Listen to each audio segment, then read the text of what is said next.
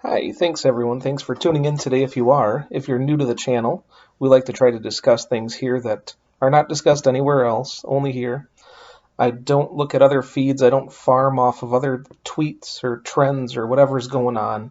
I know a lot of people do that just to get views. They'll do whatever is current.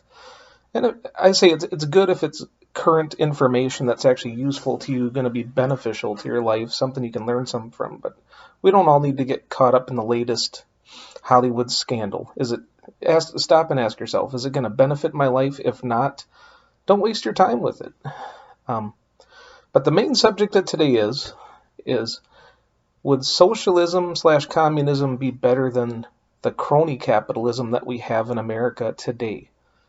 Um, let's start off with an example, and a lot of these will be examples. A lot of these are my opinions only. Some of it's fact-based. There's references. There's places where you can find the information. One of the first things I would start with saying, because I live in a agriculture-heavy area of the country, it's well known that farmers have been subsidized for main crops, whether it be corn, soybeans, cotton, and other things, since the Great Depression, since FDR's New Deal, which I would argue was the introduction of socialism slash communism in America. Everyone now, even Republicans, Democrats, regardless, they all pretty much agree that Social Security is a good thing. Everyone says, well, I paid into it. I want what I paid into it out of it. I'm not going to turn it down. Well, here's the thing. So what it is, essentially, you could boil it down to, is it's forced insurance. Because if you work, you're forced to pay into it. You have to have worked for so long before you are eligible for benefits. You're automatically enrolled as soon as you're born in the United States. You're, given a Social Security number assigned. So it's not a system where you don't start out and get to a certain age and decide, what I want to be. You're automatically deemed a citizen. And I think, I'm not an anarchist, but I think anarchists, some libertarians would probably say you are a sovereign citizen, or should be able to be, until you decide to join. And I would agree. I would say it's like an insurance program that you should be able to opt out of. And then, of course, you opt out of it, you're not eligible for benefits, but it should be an option, because some people, like myself, I would say that I would be better off taking that money, investing it myself, and actually getting a greater return. That should be up to me. Because now, look at the thing we face with the Social Security dilemma, is they're already telling people in my generation, I'm 38, about to be 39, but they're already telling people in my generation that our age is going up, even though male life expectancy is actually going down in America. But what are they telling us? They're telling us that your benefits are already at the very least going to be cut 10%, even though we paid in the same percentage as previous generations. So there's that. And the thing of it is, if you talk to the older generations about this type of stuff, they don't really seem to care. And why is that? Well, because they already got theirs. They don't care. They don't care about the future. I think, quote me if I'm, comment if I'm wrong and correct me, please. But I do believe the economist Milton Friedman had once said that when he was asked about, well, what about this, snowballing debt? And he literally replied with something along the lines of, well, we'll all be dead and gone. We won't have to worry about it.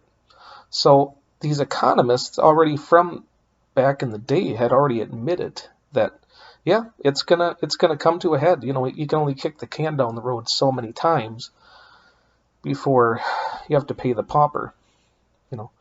Before the bill comes due. I mean, so right now, yeah, with American GDP down so much, I don't think that's ever going to happen with unfunded liabilities. Eventually, it's a fiat currency. Something's going to happen.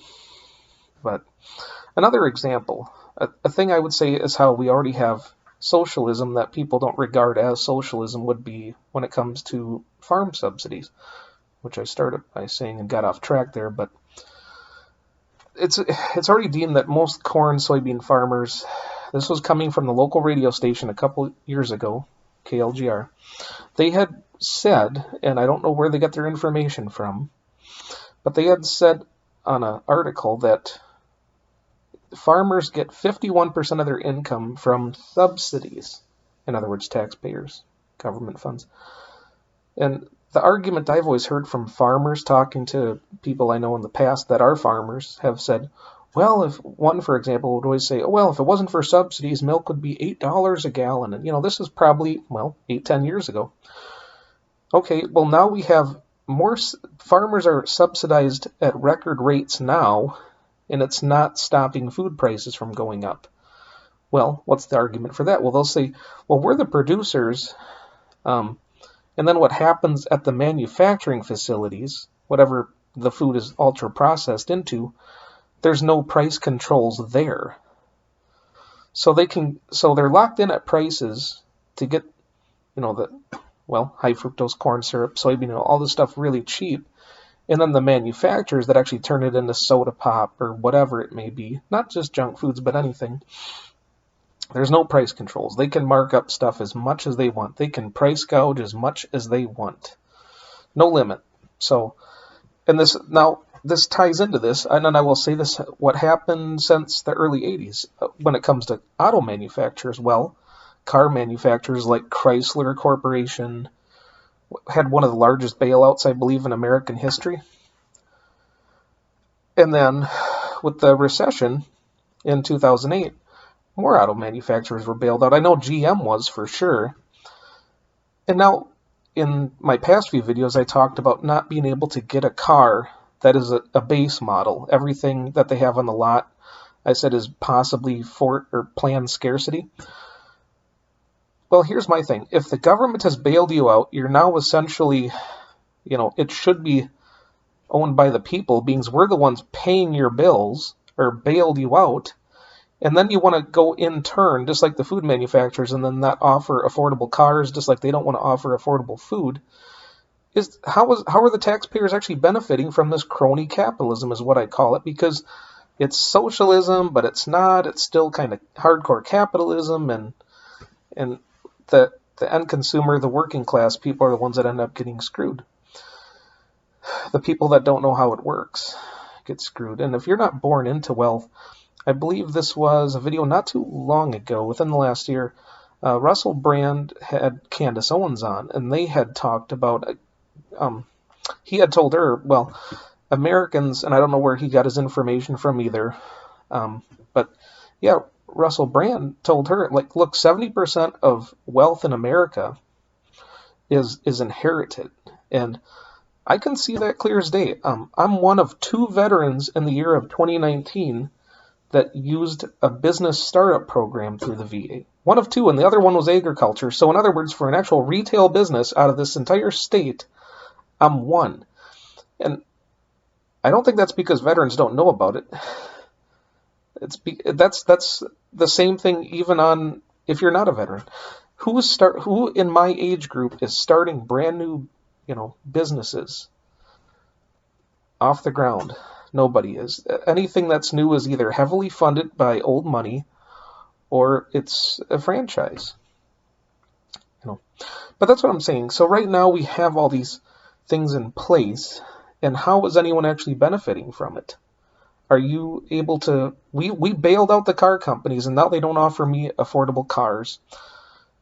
The food manufacturers, farmers, get massive bailouts. And am I getting lower food prices? No, it's still ridiculous. Still paying high prices for garbage. And what do?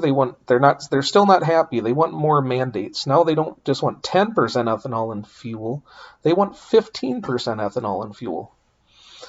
So, and these are the same people that bitched and complained and moaned about, we can't have mandates when it came to the vaccine, which,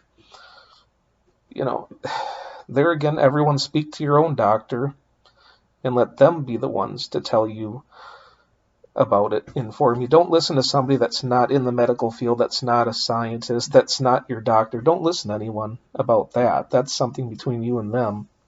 I would never give medical advice because I'm not a doctor. So please talk to your doctor. But when it comes to that, so at the same note, don't tell somebody not to do something when you don't know the basis of it.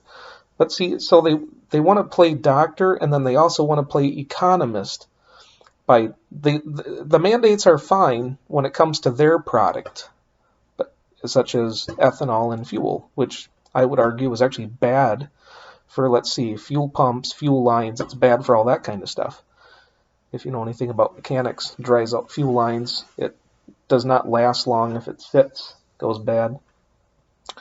Only time ethanol's maybe good is in the winter time to, dry out your gas. But so yeah, I don't endorse any products, but I'm just saying. So what I'm saying is, would we be better off if we emptied out the floor, stopped subsidizing people, and let people just sink or swim? That's what I'm saying. Let people sink or swim. Take away all these protections, because look, all what happens is that the bigger farmers win from subsidies. If subsidies worked, then why did we have the farm crisis of the 80s? If subsidies worked, they didn't save any small farms.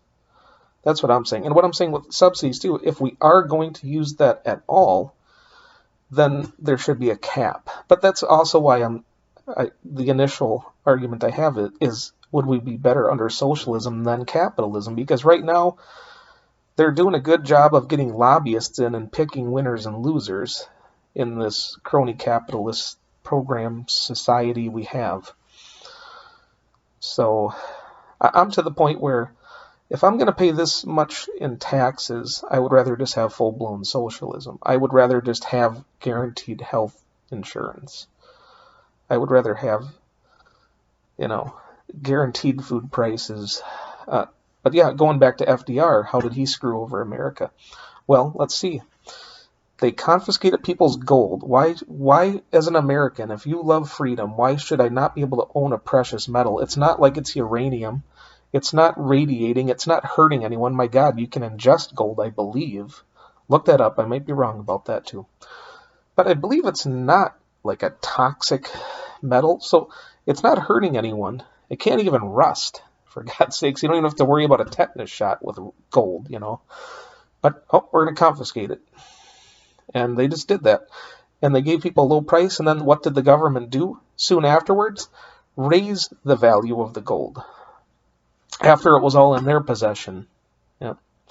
And people were good citizens. They toed the line, and they turned their gold in because there was the threat by armed police, right? That if you don't turn this in and we find out you're going to federal prison, there again, fear and force was already in place then. And why does everyone not talk about this? Why is nobody talking about this?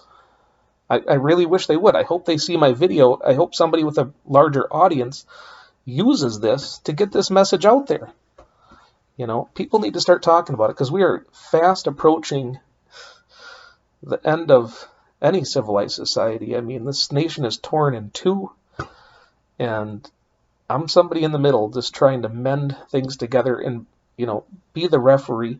I'm trying to get people to open their eyes and see how they're purposely being manipulated in the system to not look at these economic problems, but rather what do? They spin them off into cultural problems. It's just my opinion. But anyways, that's all for today. Peace.